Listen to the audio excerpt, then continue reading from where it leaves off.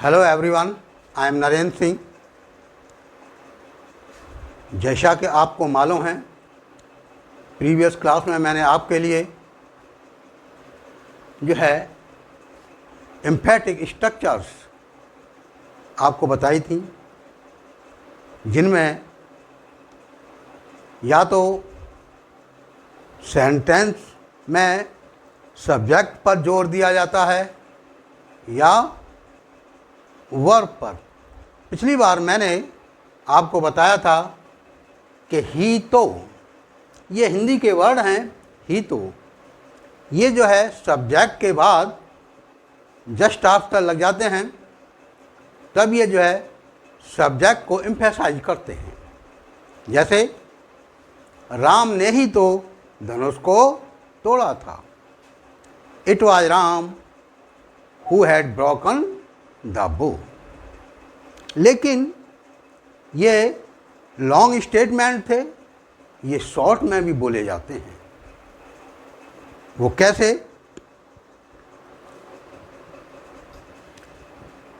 जैसे कोई मान लीजिए कोई महिला या कोई लड़की है, खड़ी है, तो किसी ने कहा वही तो है।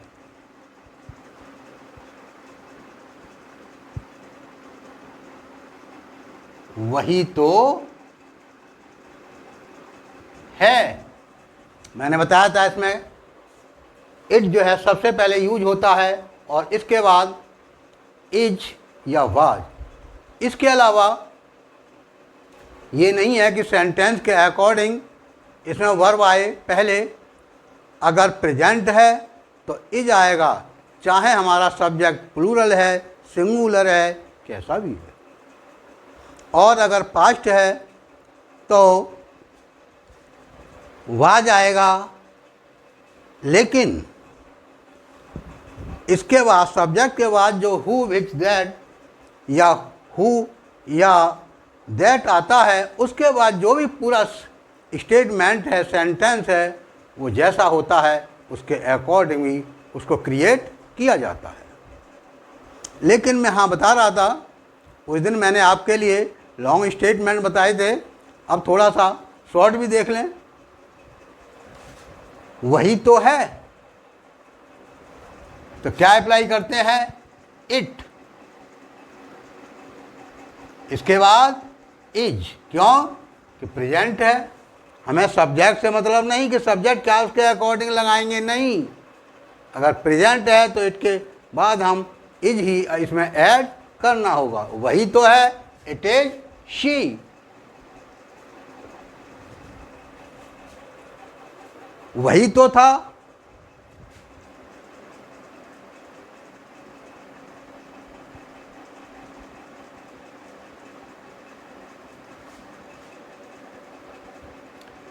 It was he. देखिए, ये सेंटेंस, इस प्रकार की जो स्ट्रक्चर्स होती हैं, इनको वही सीख सकते हैं जिन्होंने के टेंस के लिए अच्छी तरह से डीपली समझा हो। और जो टेंस को डीपली नहीं समझते हैं, इधर उधर की जो है जल्दबाजी में सीखना चाहते हैं, उनके लिए ये चीज़ें नहीं हैं। लेकिन ये चीज़ें स्पीकिंग में बहुत आती हैं। और जिन्होंने टेंसों के लिए अच्छी तरह से नहीं पढ़ा है, उनकी समझ में नहीं आएगा। वो तो ढंग से सब्जेक्ट के बाद हेल्पिंग वर्ब, मेन वर्ब, उनका ही ढंग से उन्हें नहीं मालूम होगा।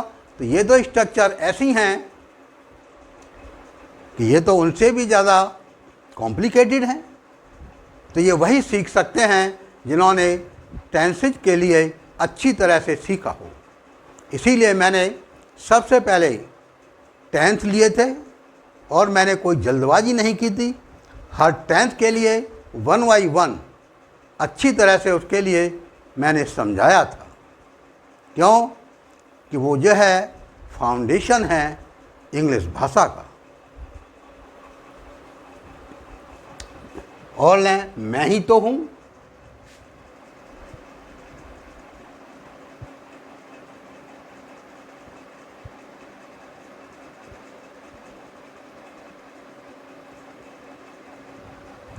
मैं ही तो हूं।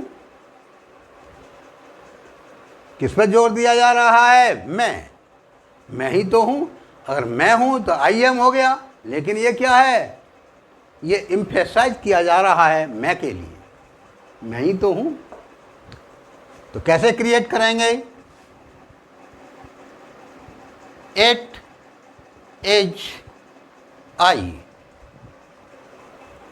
इट इज आई, और मैं ही तो था।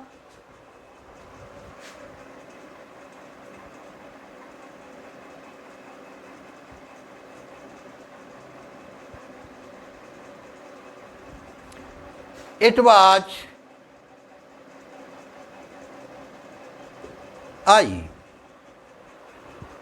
मैं ही तो था। इट वाज आई, हम ही तो हैं।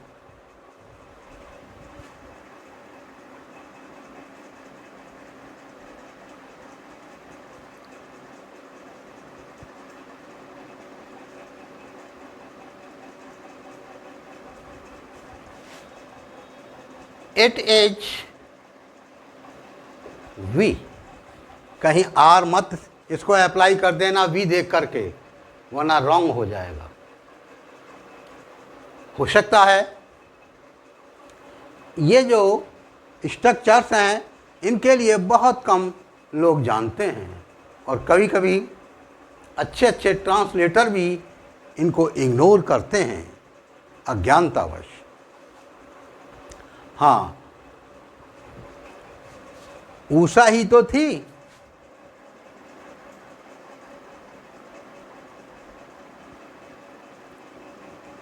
उषा ही तो थी। इट वाज उषा, उषा ही तो थी। इट वाज उषा, हम ही तो थे वहां पर।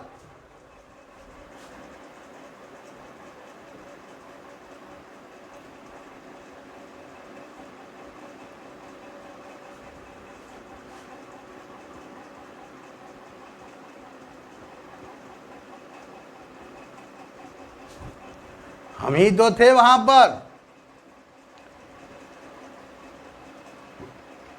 It was we there. तो आप देख रहे हैं इसमें इट के बाद या तो प्रेजेंट है इज आएगा, या इट के बाद अगर पास्ट है वाज आएगा। हाँ, इसके बाद अगर कोई भी सेंटेंस बोला जाता है, जैसे लॉन्ग स्टेटमेंट है, उसमें मैंने कल बता ही दिया था कि इसके बाद क्या करेंगे आप, हु या दैट अप्लाई करेंगे, और उसके बाद जैसे सेंटेंस बोला गया है सिंपल स्ट्रक्चर में उसको बना देंगे।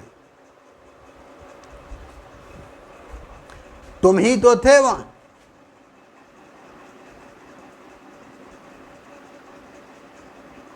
तुम ही तो थे।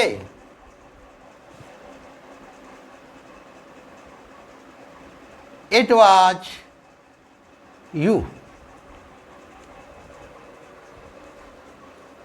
कुछ तो ये कहेंगे सर हम तो पहली बार ही देख रहे हैं यू के साथ वाज आ रहा है। हम इट वाज वी के साथ वाज आ रहा है। ये वाज और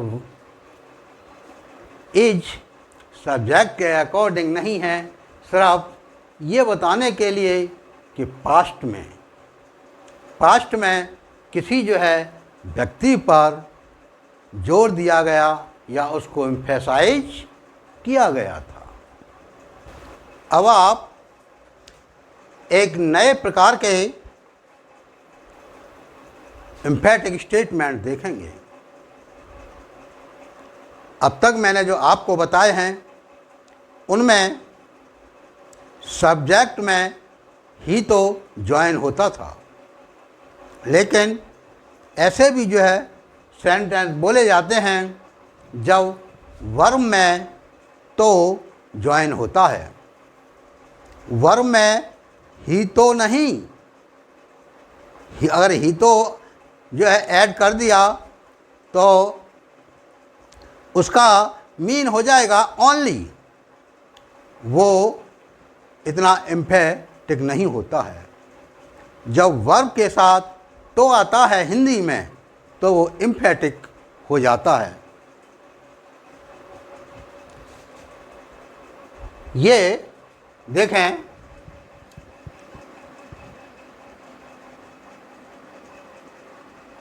वह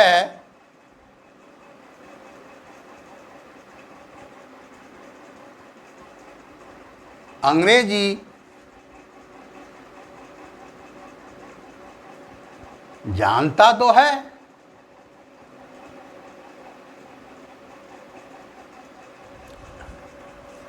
वह अंग्रेजी जानता तो है। अरे भाई, अगर कोई कहेगा कि वह अंग्रेजी जानता है तो ये तो सिंपल प्रेजेंट हो गया, ही नोज इंग्लिश। लेकिन वह अंग्रेजी जानता तो है।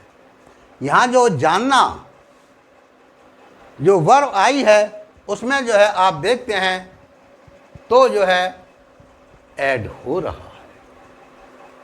जब इस तरह के सेंटेंस आते हैं, अगर प्रेजेंट में आते हैं तो हम सब्जेक्ट के जस्ट आफ्टर डू या डज लगाते हैं और इसके बाद वर्ब की फर्स्ट फॉर्म। वह अंग्रेजी जानता तो है, ही डज नो इंग्लिश।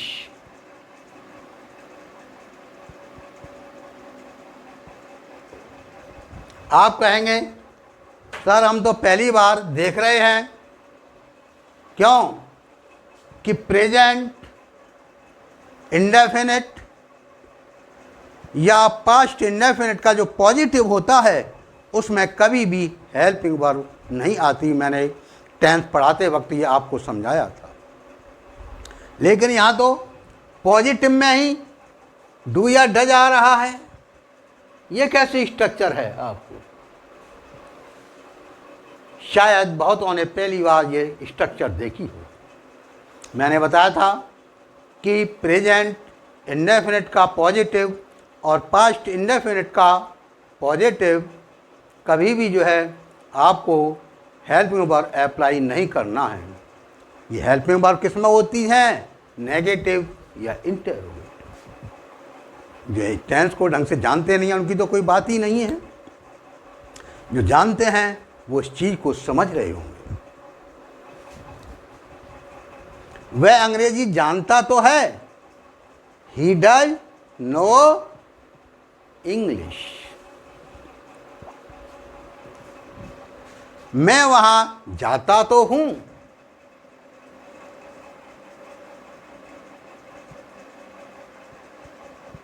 मैं वहां जाता तो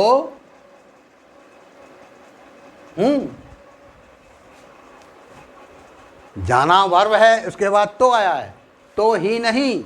अगर तो ही जैसे पहले मैंने बताए थे उनमें सब्जेक्ट के बाद तो ही आता है, वो चीज़ नहीं है।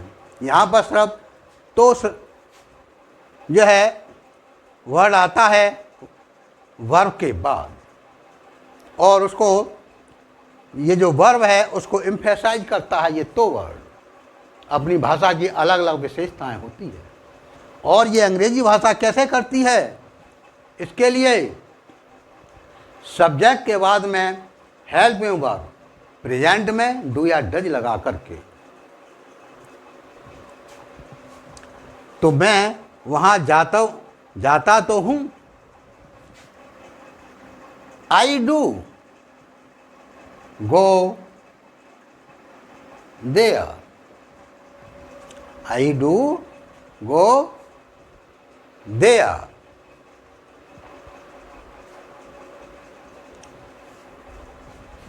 वह तुम्हारे साथ स्कूल जाती तो है।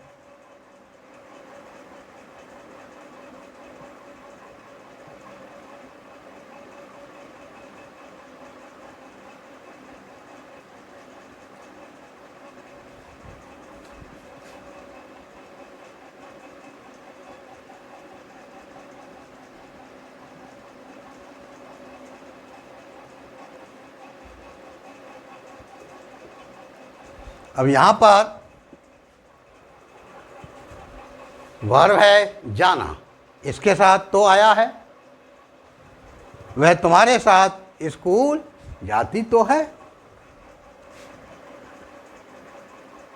She does go to school with you.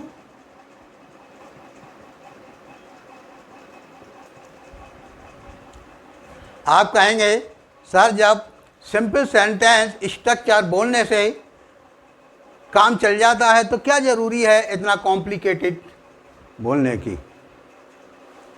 लेकिन आप ये मत भूलिए, आप क्या सीख रहे हैं, आप एक लैंग्वेज सीख रहे हैं, आप एक भाषा सीख रहे हैं। इस चीज़ को हमेशा ध्यान रखना।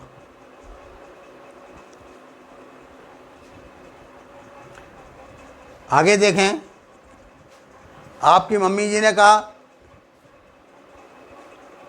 तुम जल्दी उठा करो। आप क्या कहेंगे, मम्मी मैं सुबह को जल्दी उठता तो हूं। सुबह को जल्दी उठता तो हूं,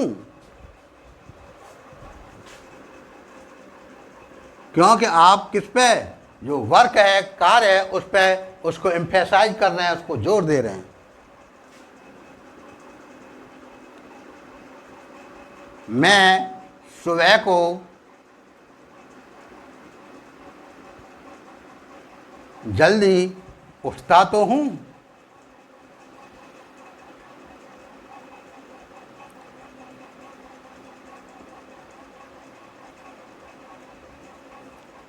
बोल दो मम्मी जी से, चाहे उठते हो चाहे ना उठते हो, क्या है।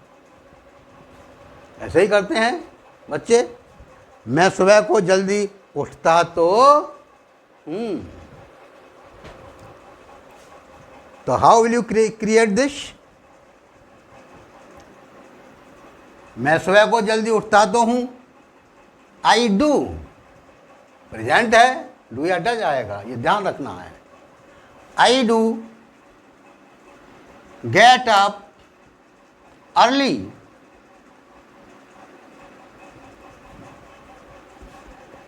इन द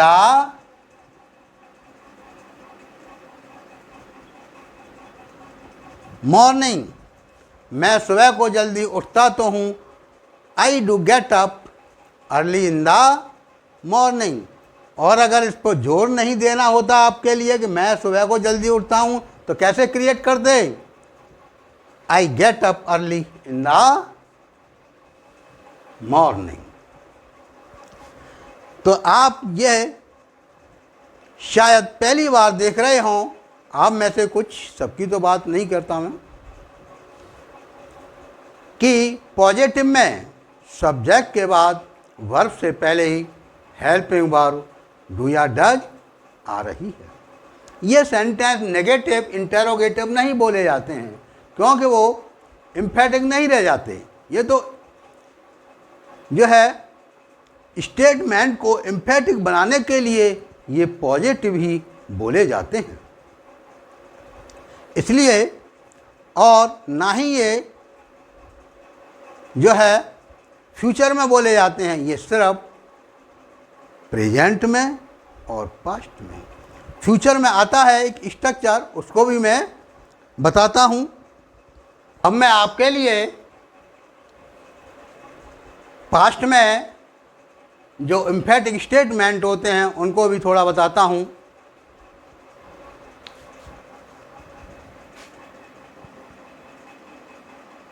वह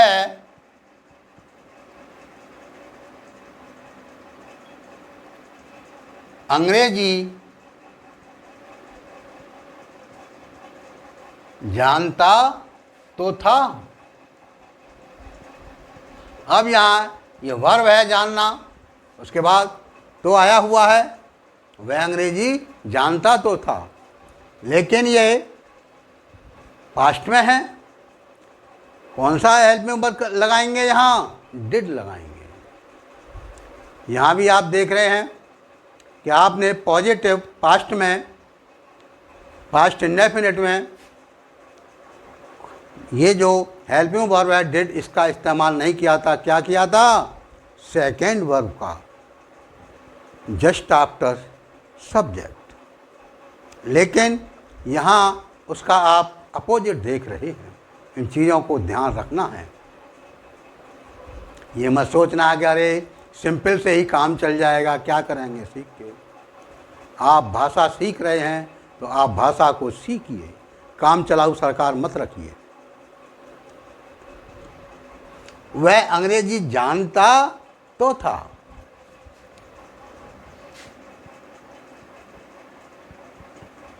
He did know English। देखिए, जानना के बाद तो आया हुआ है, आपने ही के बाद जस्ट आफ्टर डिड को अप्लाई कर दिया। लेकिन यहाँ आपके लिए जो वर्ब है, चाहे प्रेजेंट हो चाहे पास्ट हो, आपके लिए फर्स्ट फॉर्म ही अप्लाई करनी पड़ेगी।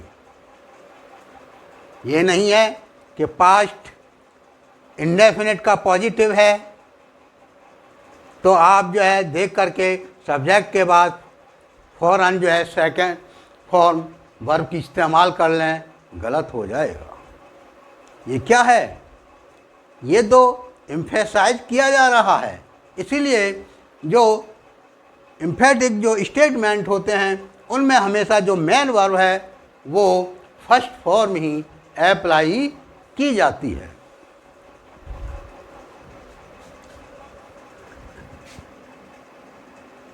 वह मुझे मिला तो था।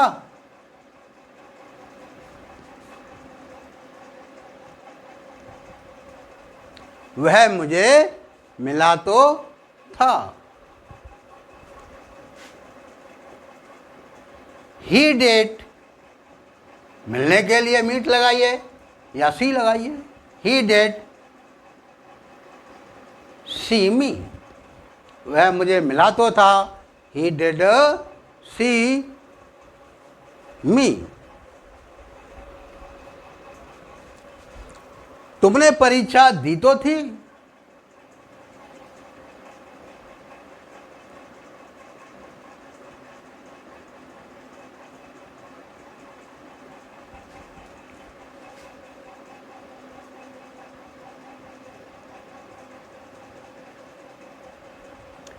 तुमने परीक्षा दी तो थी।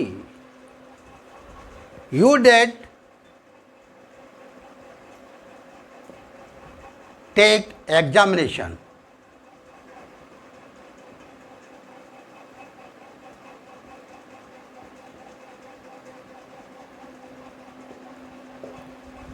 परीक्षा देने के लिए क्या अप्लाई करते हैं? Take examination. और परीक्षा लेने के लिए गिव एग्जामिनेशन। इसमें देखा है स्टूडेंट्स मिस्टेक्स करते हैं। तुमने परीक्षा दी तो थी। You did take examination.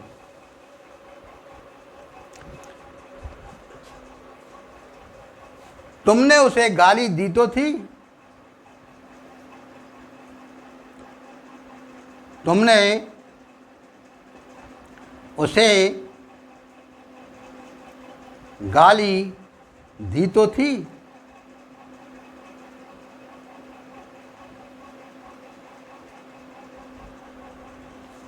तुमने उसे गाली दी तो थी। यू डिड अब्यूज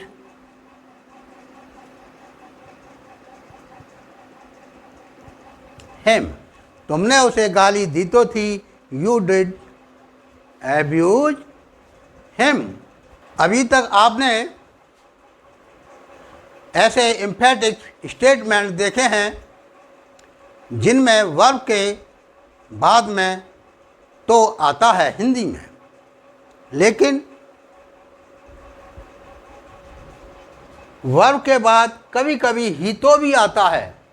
जब वर्ब के बाद ही तो आता है तो ये इतना एम्फेटिक नहीं रहता और इसका मतलब हो जाता है ओनली। लेकिन जब सब्जेक्ट के बाद ही तो आता है तो वो एम्फेटिक हो जाता है, वहाँ पर ओनली इसका मीनिंग नहीं होता है। लेकिन वर्ब के बाद ही तो आ जाए तो उसका मतलब हो जाता है ओनली। जैसे वह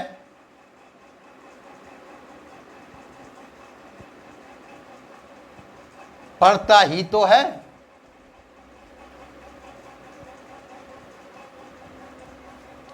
अब ये ही तो आ गया। इससे पहले मैंने कौन से सेंटेंस बताए थे जिनमें वर्ब के बाद सिर्फ तो आता है। जब वर्ब के बाद तो आता है एम्फेटिक हो जाता है, और जब वर्ब के बाद ही तो आता है तो उसका मतलब हो जाता है ओनली। यानी वह पढ़ता ही तो है, इसका मतलब हो गया वह केवल पढ़ता है। तो ही ओनली रीड्स। ऐसे सेंटेंस में जैसे आए हैं सेंटेंस उसी तरह से बनाने पड़ेंगे। आप ही तो के लिए ओनली अप्लाई कर देंगे जस्ट बिफोर वर्ब, वर्ब से पहले। मैं वहां गया ही तो था,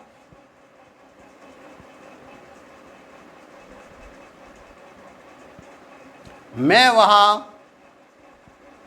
गया ही तो था।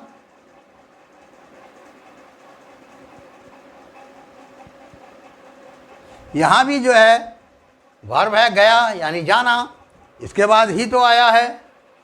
जब ही तो आ गया तो इसका मतलब क्या हो गया? केवल। मैं वहां केवल गया था, इसका मतलब ये हो गया। तो आई ओनली वेंट देयर।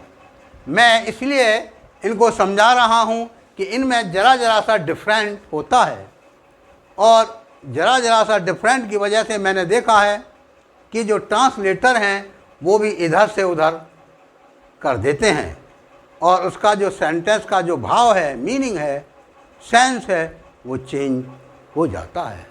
तो ये चीज़ें बहुत डीपली हैं, गहराई से इनको पढ़ना है। मैं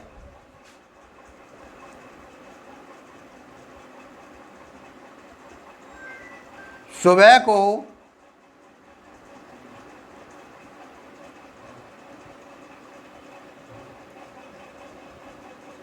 टहलने ही तो जाता हूं।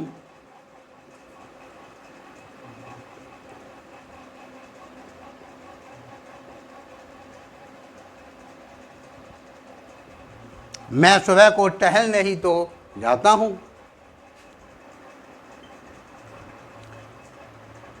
आई ओनली, आपको मालूम है ओनली ये उसी के पहले आता है जिसके लिए ये लगा इसकी ज़रूरत होती है।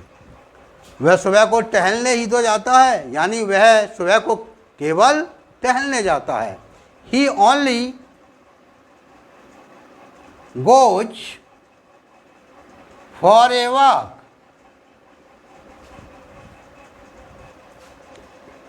इन द मॉर्निंग।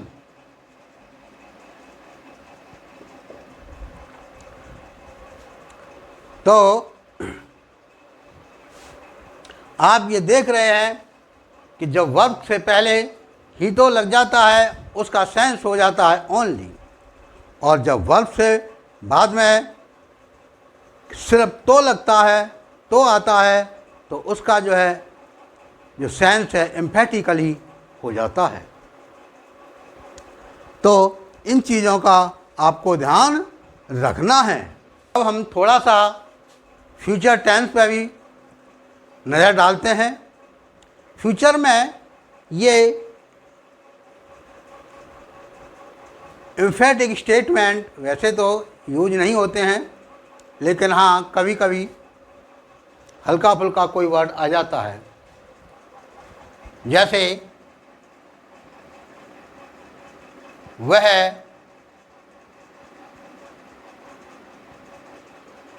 जाएगा ही। अब इसमें आप देखते हैं कि वर्ब जो है फ्यूचर में है, लेकिन इसके जस्ट आफ्टर ही लगा हुआ है, ही आया हुआ है। वह जाएगा ही, ये एम्फेटिकली इतना नहीं है, ये बताता है वह अवश्य जाएगा। इसका मतलब है वह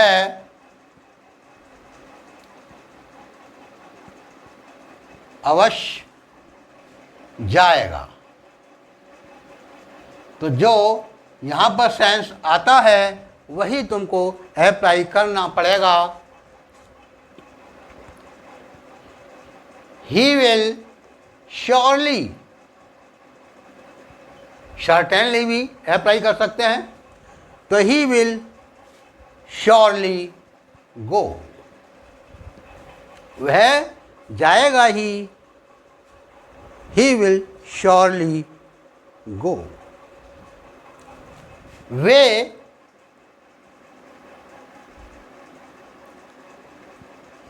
इस कार्य को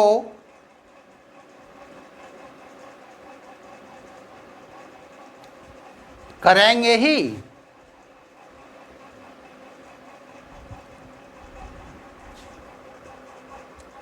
यानी वे इस कार्य को अवश्य करेंगे। It means way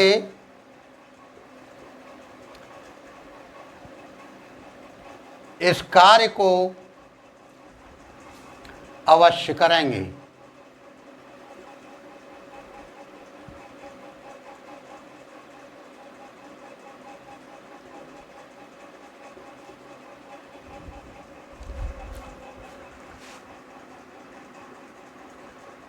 They will surely do this work।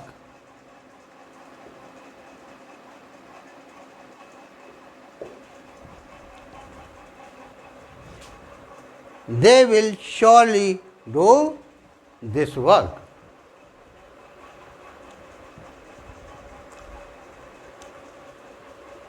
तो आपने देखा कि हिंदी भाषा में ये छोटे मोटे वर्ड आ जाते हैं और वो उस पूरे स्टेटमेंट को, पूरे सेंटेंस को स्ट्रांगली एम्फेसाइज कर देते हैं। अच्छी तरह से वो उसको जोर दे देते हैं। तो इन चीज़ों का ध्यान रखना है लेकिन ये चीज़ें वही सीख सकते हैं जिन्होंने टेंसों के लिए अच्छी तरह से सीखा हो, और जिसने टेंसेज नहीं सीखे हैं वो इन चीज़ों को नहीं समझ पाएंगे। ओके, तो मैं आशा करता हूँ कि आप जो है इनके लिए डीपली देखेंगे। Okay, see you again.